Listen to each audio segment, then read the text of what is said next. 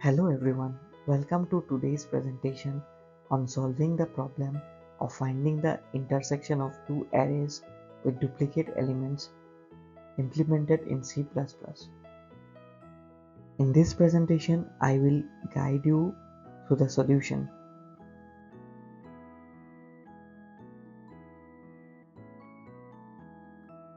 Let's begin by understanding the problem. We are given two arrays and our task is to find the intersection of these arrays, considering duplicate elements.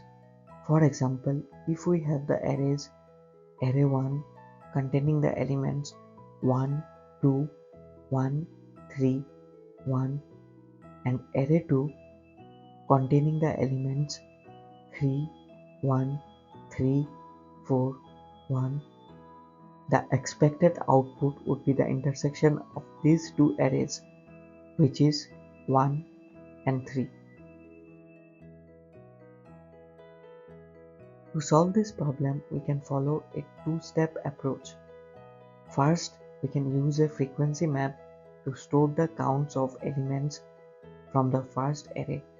Then, as we traverse the second array, we check if the element exists in the map and if its frequency is greater than 0. To ensure uniqueness in the result, we will use a set to keep track of elements that we have already added to the intersection.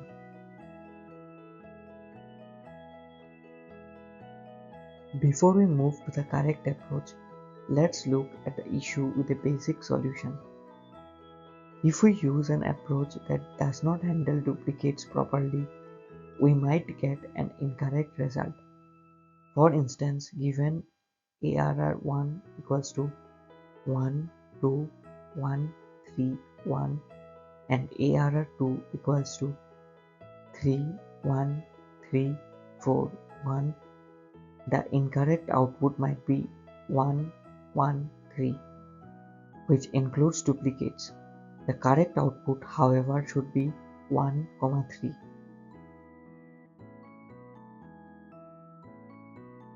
Now let's walk through the corrected approach.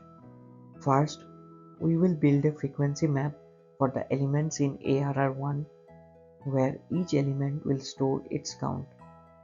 Then we will traverse the second array ARR2, checking if the element exists in the map and if its frequency is greater than 0.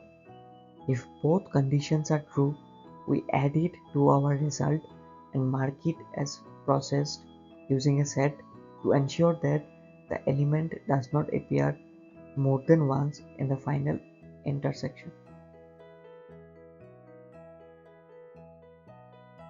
Here is the first part of our corrected code.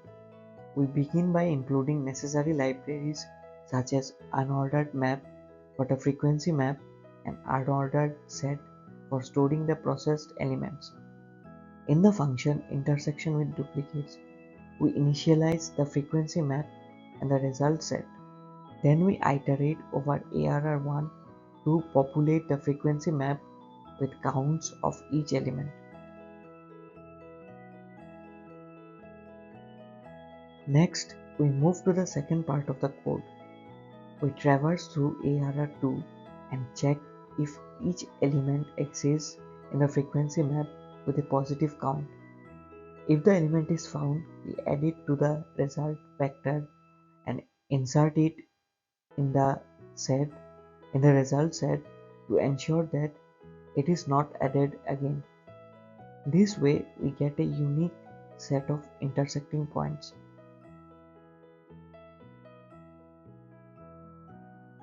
Finally, in the main function, we define two arrays ARR1 and ARR2 and call the function intersection with duplicates to get the intersection.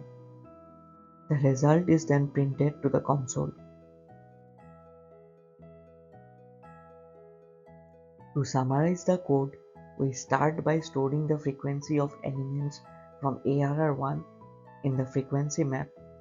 Then, as we iterate over ARR2, we check for each element's presence in the map. If it exists and hasn't been added already, it's added to the result. This ensures that we handle both the frequency of elements and the uniqueness of the intersection.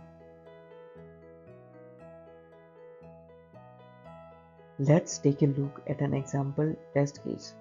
Given ARR1 equals to 1, 2, 1, 3, 1 and ARR2 equals to 3, 1, 3, 4, 1, the intersection of these arrays is 1, 3. As we correctly handle the duplicates and ensure each element appears only once in the result. Now let's discuss the time complexity of our approach. The time complexity is big O of n plus m, where n and m are the sizes of ARR1 and ARR2 respectively. We traverse both arrays once, and for each element, the operations of checking the map and set are constant time. Thus, this solution is efficient. The space complexity is big O of n plus m due to the space required for the frequency map and result set. To summarize, we solved the intersection problem by using a frequency map to store counts of elements from the first array and a set to ensure the uniqueness of the result. Our approach is efficient with a time complexity of big O of n plus m and a space complexity of big O of n plus m. That concludes the presentation. If you have any questions, feel free to ask.